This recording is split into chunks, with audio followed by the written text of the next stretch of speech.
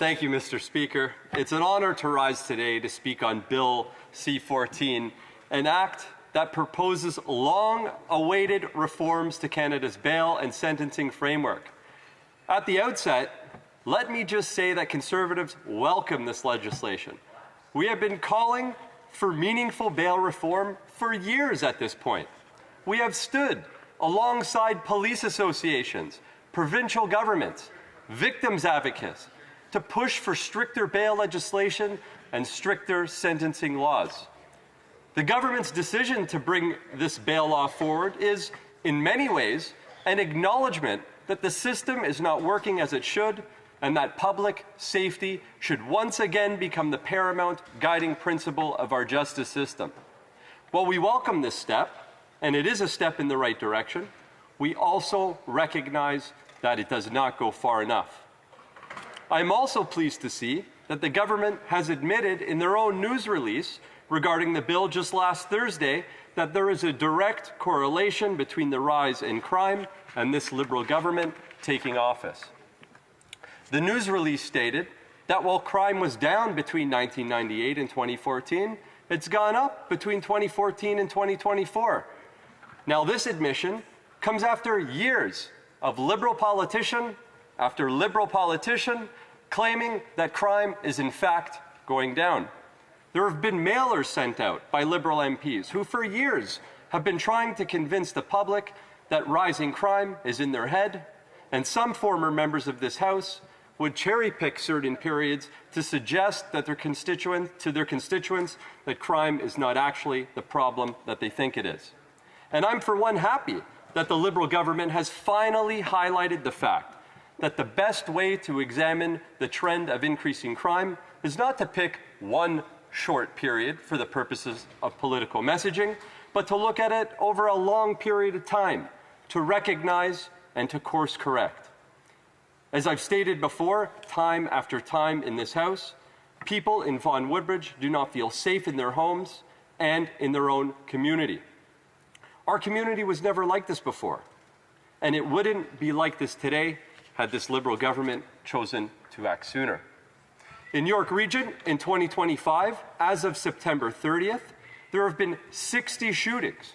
This is more than double the occurrences to date from 2021, 2022, and 2023.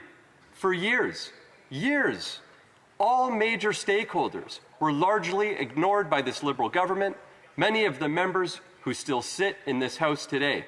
Premiers, mayors, police chiefs, victims, all ignored for years. Why? Why has it taken so long for these Liberals to act? I'm happy that they've woken up and that they've taken many of our ideas, but they need to go further.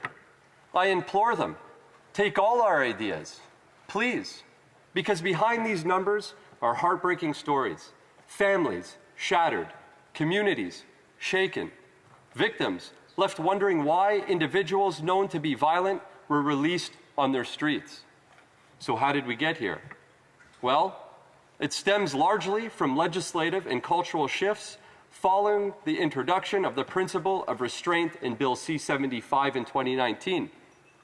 Section 493(1) of the Criminal Code directs that an accused be released at the earliest opportunity under the least onerous conditions. That may sound reasonable in theory, but in practice, it has too often meant that repeat violent offenders are released despite a clear risk to public safety. Police, prosecutors, and victims have seen these consequences firsthand. Bailey McCourt was murdered by her ex-husband just hours after he was released on bail. A young mother of four, Savannah Kula, was shot and killed at a Brampton strip mall, with her killer having been released on bail. I've heard the Liberals blame this on the Supreme Court of Canada, but the fact remains the Liberals were never told to change the law. Bill C-14 proposes tougher standards for bail in serious cases and new reverse onus provisions for certain violent offenses. They are moves in the right directions, no question. However, the principle of restraint remains. The same language that tells decision makers judges, justices of the peace, to prioritize release under the least restrictive conditions is still very much intact. That, I would say, means the culture of release will persist unless Parliament goes further, unless there are amendments to Bill C-14. Earlier this month, I was proud to jointly second my colleague from Oxford's bill, Bill C-24, the Jail Not Bail Act, which addresses many of the areas in which Bill C-14 falls short. The Jail Not Bail Act would repeal and replace the liberal principle of restraint by offering a new directive of public and community safety as the primary consideration in bail. This would end the default to release culture created by Bill C-75. It would also do the following. 1, restore mandatory minimums for firearms, sexual assaults, kidnappings, human trafficking, robbery, extortion with a firearm, arson, and other serious violent crimes. Mandate consideration of full criminal history and outstanding charges. Presume detention for major offenses and repeat violent offenders, not just reverse onus. There are several others, which unfortunately I do not have the time to mention in my speech, but I encourage the members opposite to look at that bill attentively. I encourage them to examine it and find ways so we can strengthen Bill C-14. Take our ideas. Let us work collaboratively for the benefit of all Canadians. Now, these changes do not undermine fairness or due process. They simply ensure that the justice system exercises caution where caution is warranted, and public safety is the priority of our justice system. Public confidence in the justice system depends on visible fairness, but it also depends on safety. When a young mother is murdered by a partner who is released on bail, despite prior violent charges, Canadians naturally ask us, how could we allow this to happen? They're not asking for vengeance, they're asking for prevention. They're asking to feel safe in their homes and their community. Our police officers, Crown attorneys, and victim service workers have been clear. The current framework too often ties their hands. Bill C-14 acknowledges that truth, but now we must complete the work. These bail reforms must also be accompanied by sentencing reforms that reinforce accountability. Liberal Bill C-5, passed in 2022, eliminated many mandatory minimum penalties that expanded the use of conditional sentences, even for certain firearm and violent offenses. In my view, and the view of many practitioners across Canada, that change weakened deterrence and contributed to the perception that serious crime is met with leniency. Restoring proportionate, consistent sentencing is essential to rebuilding trust in our justice system. Conservatives will work in good faith to ensure this bill passes as quickly as possible with the strongest possible protections for Canadians. We're not opposing for the sake of opposing. We are offering solutions informed by experience from police, from prosecutors, from victims, and from those who have lived with the consequences of repeat violent offenses. We also recognize that this legislation has broad support from law enforcement organizations, premiers, and community leaders who are eager to see progress. The momentum should not be lost.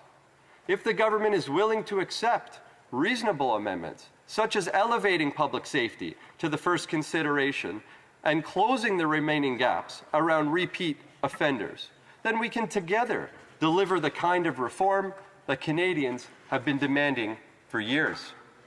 In a country like Canada, it should never be seen as contradictory to defend both the rights of the accused and the safety of the public. The balance between those values is what defines a mature justice system. Conservatives have been calling for action for years, not because it's politically convenient, but because it is right. If we get this right, we'll not only make our laws stronger, but we will make our communities safer. So, Mr. Speaker, let us work together to strengthen this bill, so we can end the cycle of violence that has plagued our streets and restore faith in the justice system for the people of this country. Thank you, Mr. Speaker. Questions and comments. Question and commentaire. The Honourable Parliamentary Secretary to the Government House Leader. Yes, thank you, Mr. Speaker. I really appreciate the member talking about let us work together and recognizing that it is, in fact, a minority government. And the only way we're going to be able to pass this legislation, the only chance we'll have at passing the legislation and giving Canadians what they want, that our Prime Minister made a commitment to, genuine bail reform legislation, is if we can get the Conservatives to make that commitment to do so. And that means when we go into the committee and when it comes back to the House, that a majority of the members of the House have to support any sort of amendments brought forward. And I look forward to seeing amendments coming from the Conservatives. And we'll see in terms of to what degree it adds value to the legislation and can it achieve that magic number of a majority in order to get to pass it forward. My question to the member, would he not share my belief that at the end of the day, with cooperation, we can actually get this legislation passed before Christmas? The Honourable Member for Vaughan Woodbridge. Thank you, Mr. Speaker, and thank you to my honourable colleague for the question. Conservatives would like nothing more than bail reform and sentence reform to be passed immediately. That's why we introduced our Jail Not Bail Act. We put forward the serious amendments that are needed to the bail system in order to facilitate the conditions that will keep repeat violent offenders in prison. Now, I, for one, am all for having this legislation move to committee. And at committee, we hope this Liberal government and our Bloc colleagues on the committee look very closely at our proposals. They look very closely at removing the principle of restraint, because we don't want to leave the loophole open for repeat offenders to end up on the streets. We want to close that loophole for now, for good and forever. Questions and comments. Question and commentaire. L'honourable député de Jonquière. Questions and comments. The Honourable Member for Jonquière. Thank you very much, Mr. Speaker. Since the beginning of this debate, I've been listening to my Conservative colleagues. I know they know full well that we have a separation between the legislative and the judiciary branches, but the Conservatives seem to be doubting judges' ability to use their discretionary powers in the case of preventative detention. So does my colleague agree with the fact that a judge can determine whether that sentence applies or not? And there are some cases, for instance, with auto theft, where it seems to me that it should be up to a judge to determine whether preventive detention is necessary for that type of crime.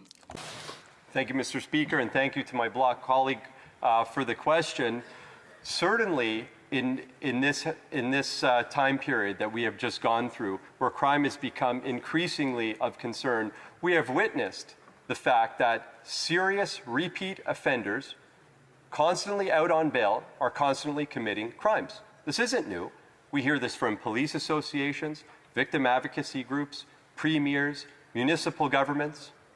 So clearly, we have to start with federal legislation, where the criminal code belongs, to set the culture and set the conditions to say that repeat violent offenders need to remain behind bars. And to do so, we must get rid of the principle of restraint that is enshrined in Bill C-75.